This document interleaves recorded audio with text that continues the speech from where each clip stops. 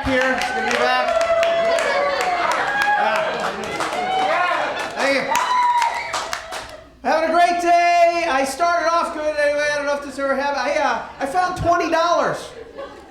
Not a lot of money, but it's a great feeling when you reach your hand in the pants pocket and there's money and they're not your pants. And it started off, I don't know if this ever happened to you guys, right? But I had to get like new clothes and stuff because my luggage was lost on the way here. And yeah, awful, right? And I drove. And just shows you what an idiot. Last name is DElia. It's D''E''L''I'. It's Italian. It means hobbit. Anyway, I tell you that because if you have an apostrophe in your name, it always gets mispronounced, misspelled, but literally the worst butchering of my last name ever. When I first moved to Los Angeles, the phone company spelled out the word apostrophe right in the middle of my last name.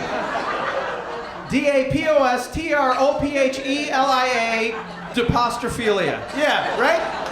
That sounds bad, no matter how you slice it.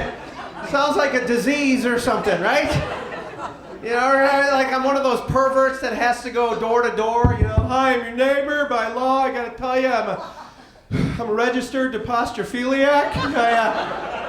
I got a problem with punctuation. A couple weeks ago, I slipped into a comma, and they had to perform a semicolonoscopy on me, and I wound up missing my period. You know how that goes.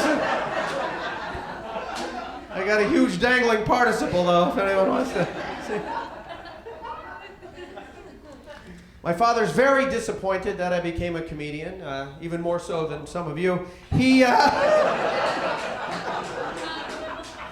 wanted me to get into the family business, which is collecting workman's comp, but I have a low threshold for pain, yeah.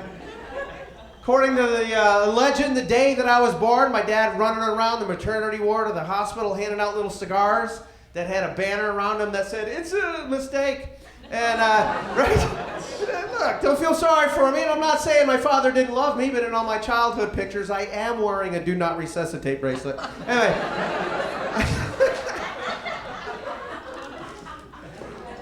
Recognize a lot of millennials here tonight. You know, I just turned 27 on MySpace, and which I still use. It's about 34 on Facebook and about 38 on Tinder, and I'm 57 years old as far as the AARP knows because I like the discounts. You know what I'm saying? Now, if you are a millennial, think about this for a second. Your entire life, drinking and driving is against the law. But here's a little fact, you can Google this. It didn't become a law in the United States until the mid-'80s. Prior to 1985, DUI was called getting your car home. That's what it was called. And no one looked at you like you're an alcoholic and had to wear a jumpsuit and pick up lit. No, I know it saves lives, okay? But when I was growing up, the law was open container, meaning you could be drunk driving your car, but you couldn't be actively drinking. Now, I swear, strike me dead if I'm exaggerating by a little bit. This happened in the early 80s when I was a kid. Picture this kind of parenting today and this kind of police officering today. Driving with my dad, has a sip of beer, all of a sudden, so we're pulling over to the side of the road. Dad turns to me and goes, "Hold this." I'm 11.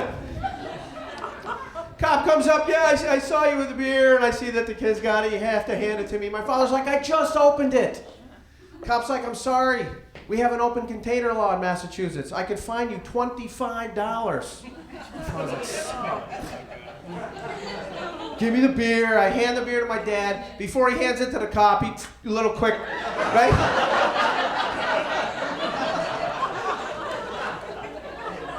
Cop's like, "Oh, we got a wise ass, huh?" He's on the side of the road pouring the beer out, and my dad's like, "Are you gonna give me the 65 cents to replace that beer?" The cop's like, "I'm sorry," apologizing to my father. Lets him go with a warning.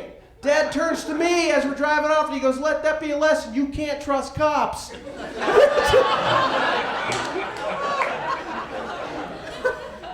Imagine that today. Oh my God. I'm off in college a few years, after that, right?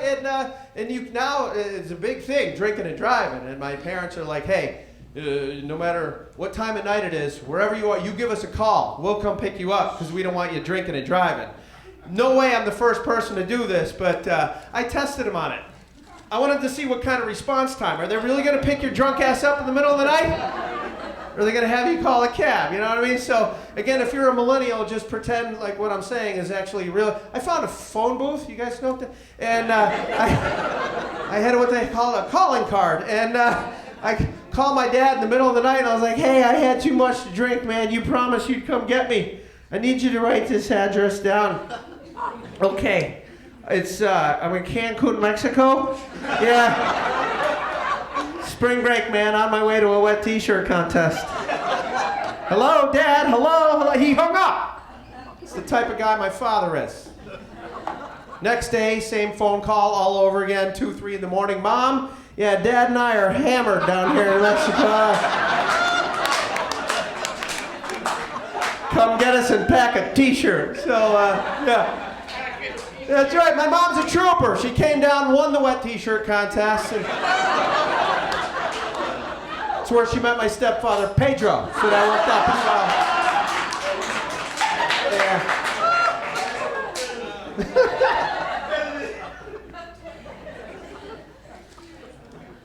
So I'm in my 40s, man, dating, not married, but I'm actively, I just want, not too much, right? Just a nice, sweet, stay-at-home alcoholic. That's it.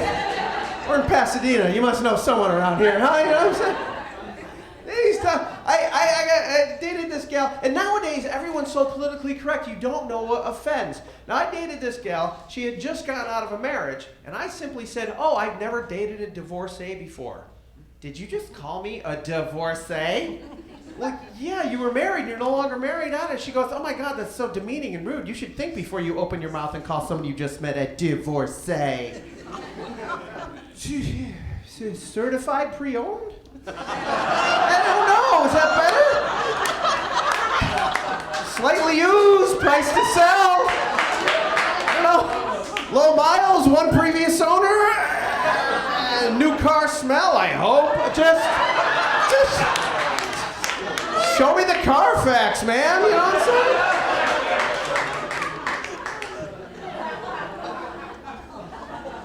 saying? Just found out she had to have her cat put to sleep.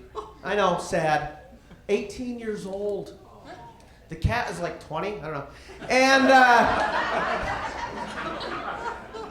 $375. Imagine that, $375 to euthanize a cat. I go, baby, that's a scam. The guy knows that we're in a tough economy. He's jacking the price up. I love you, pumpkin. I'll do it for like 100. Come on, it's a cat. How tough can it be? Batter up. Wow. Yeah, I lost some of you. Holy crap, I'm kidding. My God. I'm a comedian. It's comedy time. I wouldn't charge her anything. You know what I'm saying? Do it for free. If she likes my work, she'll recommend me. Anyway, God bless you guys. Thank you very much. I'm Dick DElia. Thanks a lot.